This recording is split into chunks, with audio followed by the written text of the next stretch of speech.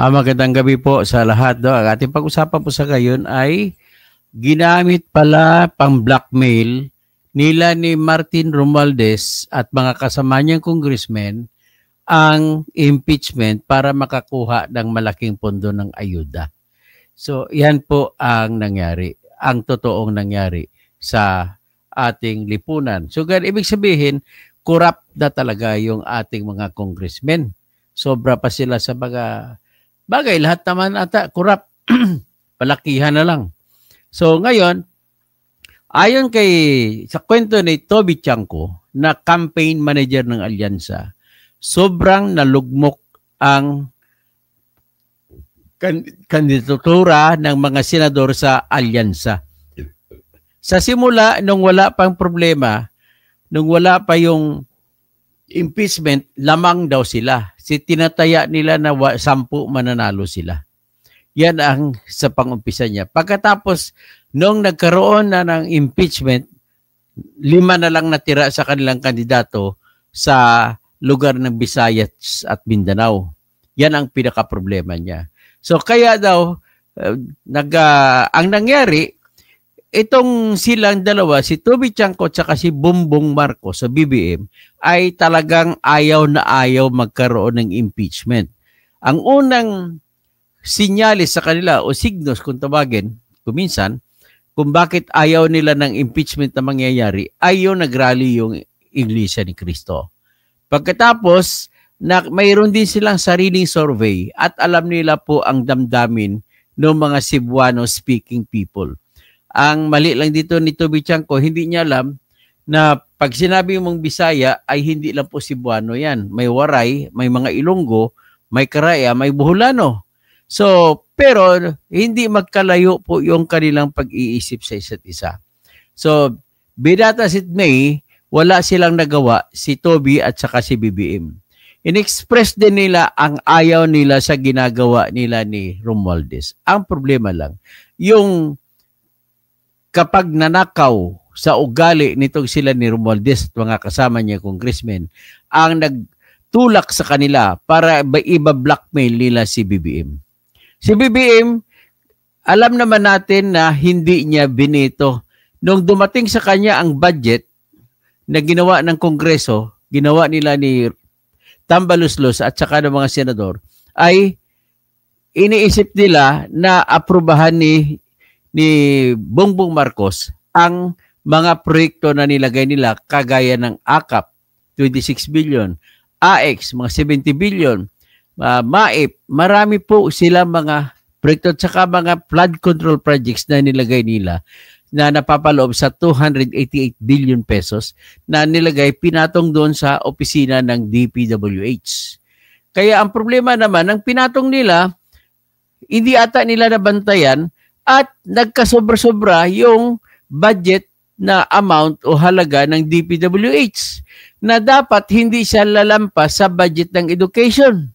So ano nangyari sa budget ng education? Nalampasan. 900 plus billion lamang education, 1.13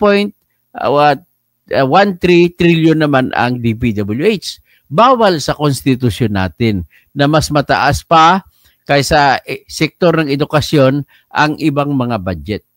So ang nangyari, napilitan ngayon si Bongbong Marcos na magbibito. So ito na ngayon, ang pagbibito, ang usapin.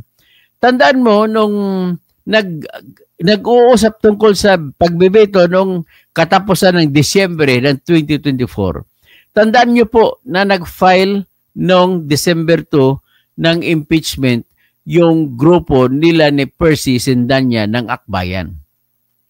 So, nung nagsampa sila at nasundan pa yun noong December 4 na nagsampa naman grupo ng Makabayan. Sila ni Franz Castro, si Arlene Brosas, at saka si Congressman Raul Manuel. Nagsampa sila noong December 4. Pagkatapos niyan, hindi pa rin ata natin kaya noong December 19, nagsampa din ulit yung grupo naman ni Gabriel Bordado na congressman sa Naga City, sa Bicol. Pagkatapos noon, walang movement, walang galaw. So, ang nangyari, Noong December, huling ang pagsampa pala nung kay Gabriel Bordado, utos pala yun lahat ni kumpasi po lahat ni ni Romualdez, ni Martin Romualdez. Yung unang pagpasensya na kayo, akbayan, nagpapadikta po kasi kayo kay Romualdez. Alam ko naman ang sa likod na yan, binibigyan kayo ng pera ni Romualdez, mga budget. Pasensya na mga akbayan.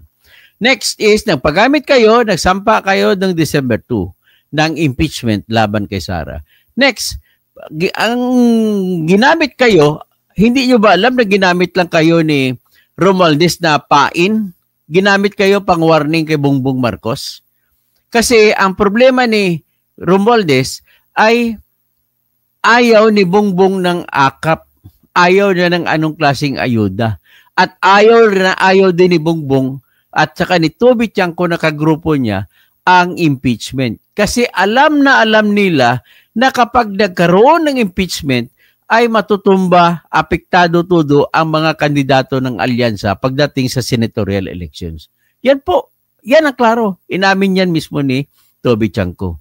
So ngayon, dahil ayaw nila, pero sa kabila naman, ginagamit naman ni Martin Romualdez kasi ang kanila ay gusto magkapera. Kasi eleksyon na nga. Kailangan nila ng pundo sa eleksyon. Kaya ang nangyari, so ginawa ni Martin Romualdez, inuto niya siguro yung akbayan ni sila ni Congressman Percy Sedanya na magsampa ng unang impeachment. Oh, wala kayo, hindi niyo ba alam na niloko lang kayo ni Romualdez?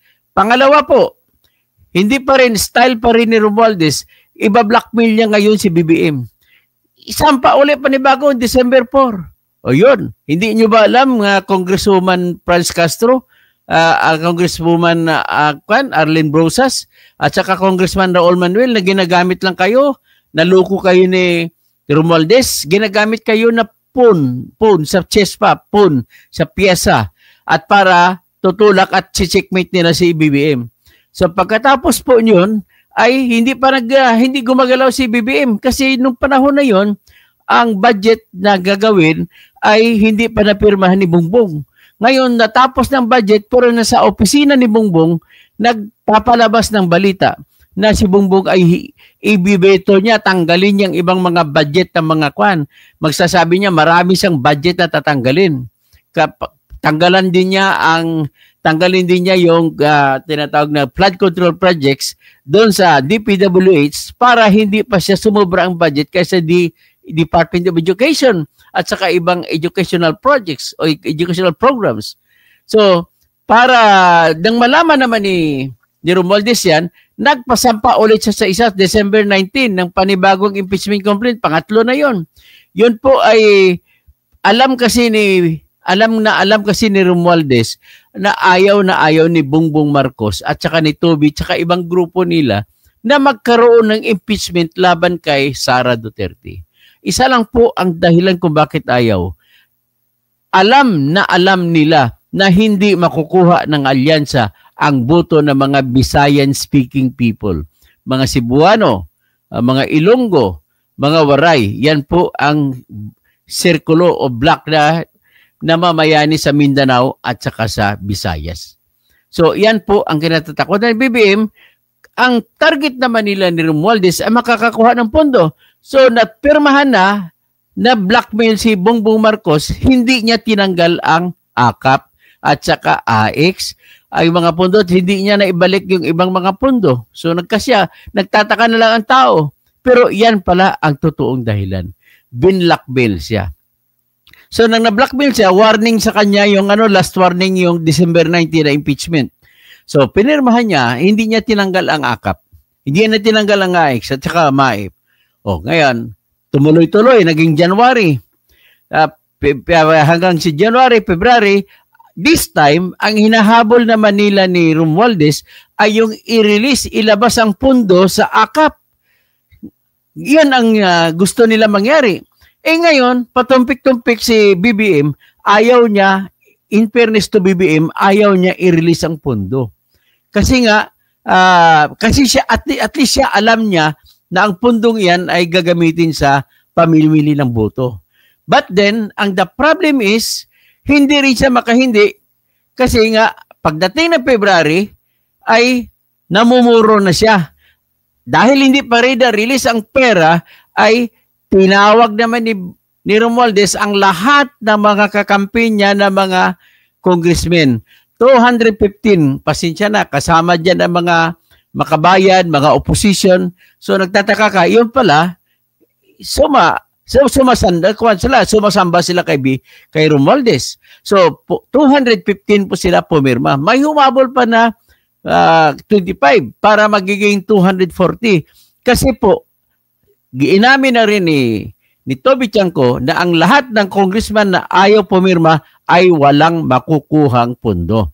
Kaya, totoo yung pag-amin ni Atty. Lordan Suwan ng Cagayan de Oro na kaya siya pumirma para makukuha nila ang pundo para daw sa kanilang sarili distrito, mga community, mga tatawag yan, mga constituents niya. Ganon din si Joke Prasco na ipinagpalit niya sa pilak o salapi o pera ang pagkakaibigan ng kanyang asawa na anak ni Gwen Garcia na spokesman pa ni Sara.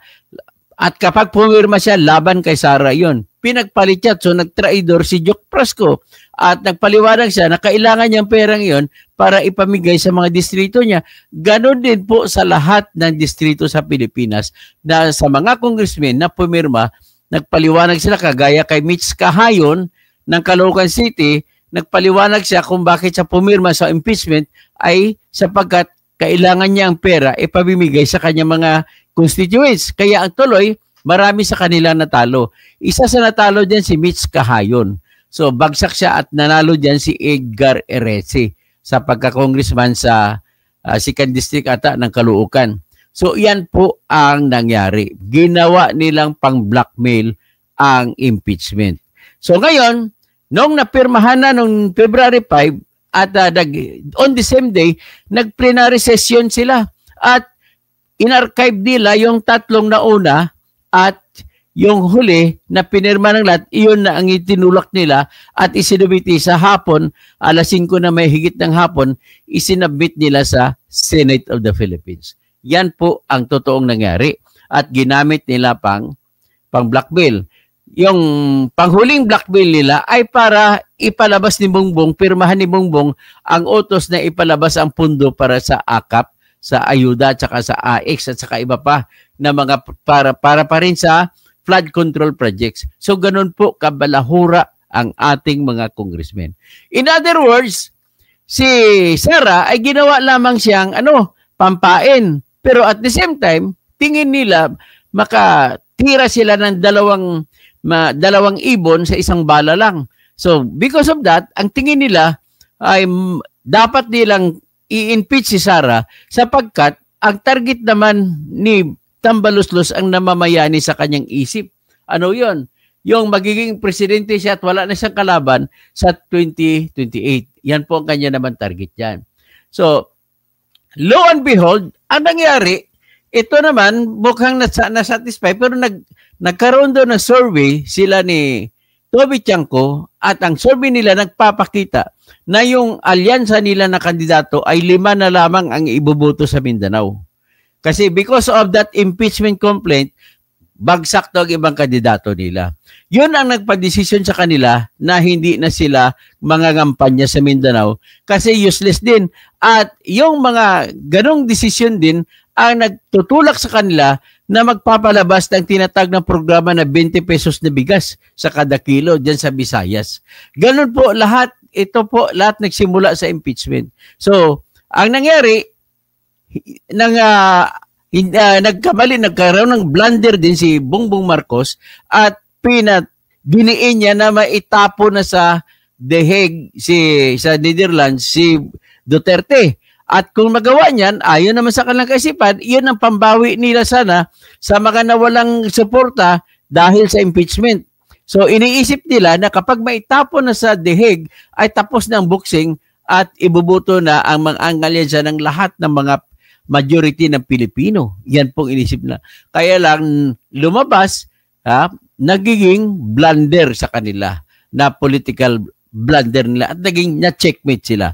At tinignan mo, Ang 5 endorso ng mga Duterte side ang nanalo. Si Bongo, si Bato, si Aimee, tsaka si Villar, at tsaka si Marcolita.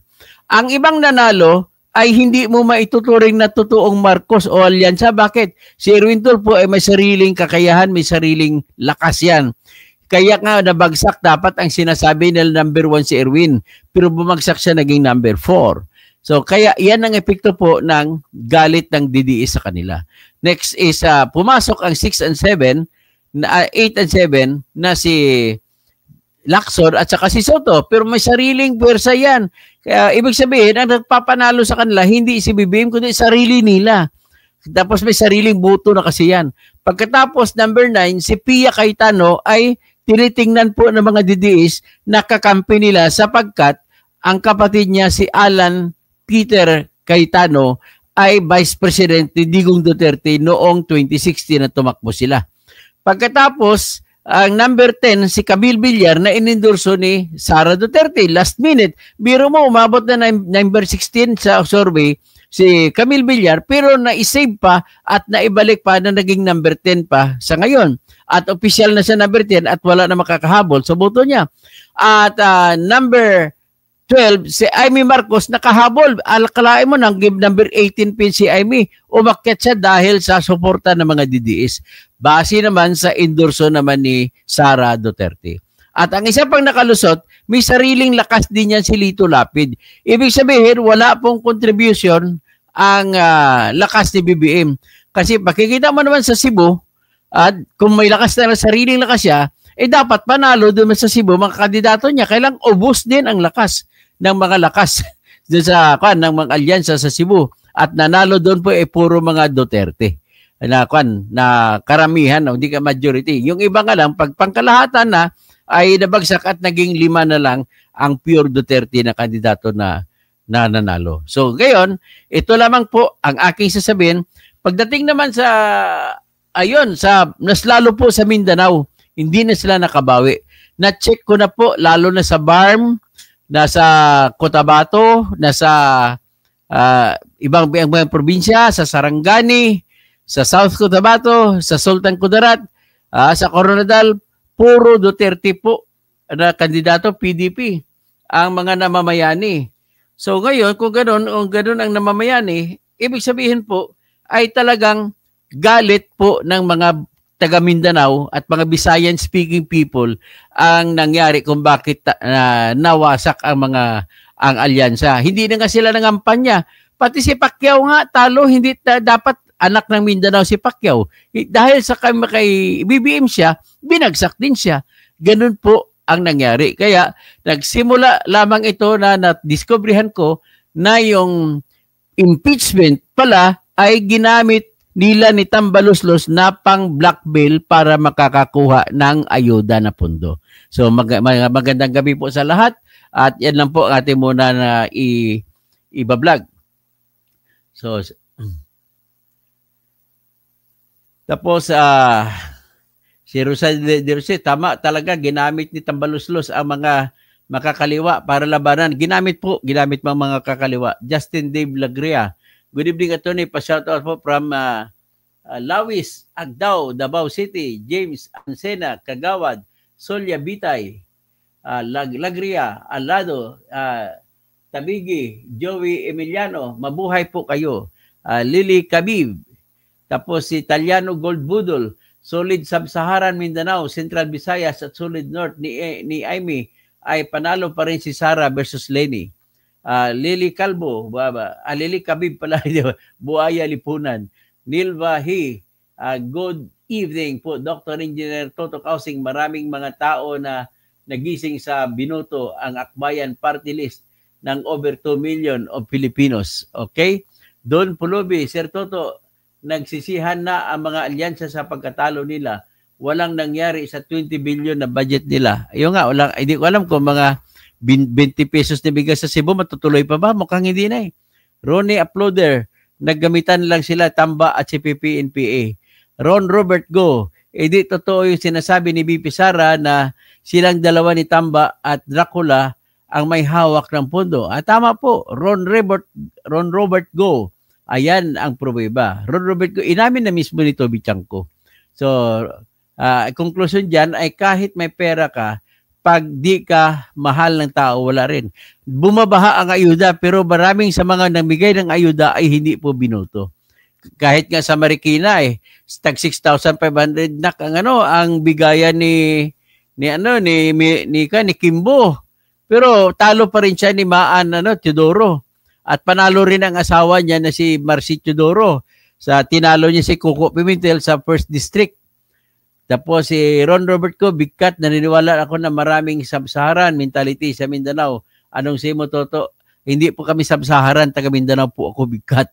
Mga matalino po kami doon. Ganun lang po kasimple. Ang mga bobo ay dito sa ibang lugar. Hindi, ayaw nagtawagin sub-Saharan kasi kami po ay dapat sana hindi na kami namayan di ba? Hindi na sana kami naging kami. Kung sub-Saharan talaga kami. Si Richard Hidarian lang ang sub-Saharan ng puti. Puting sub-Saharan. Ron Robert Go, Discover Regala Lubon, pahuway na tuto, kay wa may matuon nimo. O sige, pahuway pod ka. So nganong dili man ka naminaw. Pero salamat gihapon ko kay naminaw ka bisag wa ka matuo sa ako. Thank you. This Diosber Regala Lubon. Ron Robert Go, Nikki Quezon, Dr. Toto, walang bumoto sa alyansa ni Marcos Jr. sa Mindanao. Nakita ko na po lahat ng resulta sa lahat ng probinsya ay lahat po ay PDP laban. Ay top 10. Tapos naglagay na lang either si Tolpo, si Aimee, o si Villar, o si Lito Lapid. Yun po ang resulta ng boto roon. Tapos, si Nikki Quezon, Dr. Toto, hinanap ni Marcos Jr. yung 20 billion campaign fund sa alyansa. Sinulo ni Lagdamio. Nako, si Lagdamio talaga. Rene Diquiña, Ray, kaming taga Mindanao, alam din namin yan, sir. Nelson Dingding, good evening, Attorney. Alvin Hernandez, tama ka, Attorney, talagang kinurap nila. LC Bukol, thank you po sa iyong palipad. Si Carl Siason, Sir Toto Birador, di ba lahat na may confid funds imbestigahan? O pati si number 1, si BBM imbitahan sa confidential funds. Pati si Tambaloslos, may confidential fund, imbestigahan din. GUREM, maliwanag sa araw na si Bangag, walang sariling desisyon. Tama po. Swanee Paler, Zidro Aplob, good evening po, Dr. Toto Kasing, listening from Butuan City. GUREM, Joseph Ampilaon, narinig kasi grabe si Tambaloslos. Romel Bengson, Naimbag Arabi, Tirador, Dr. Naibag Arabi, mga kapsat ko. Tapos Masantos Yalabi, mga kababayan ko dyan sa Pangasinan. Catherine Catalunya, okay, Attorney, sa 2 araw na panood ko, counting Region 7 to 130 votes, straight Duterte. Ron Robert Go, Catherine Catalunya, Region 7 to 13. Okay. Don Pulobe, Don Robert, Larry Piluton. Okay. Ang isa pa po na tinitingnan ko, nag-file po ako ng petition kanina pero i-discuss ko na lang sa next topic. Magandang gabi po.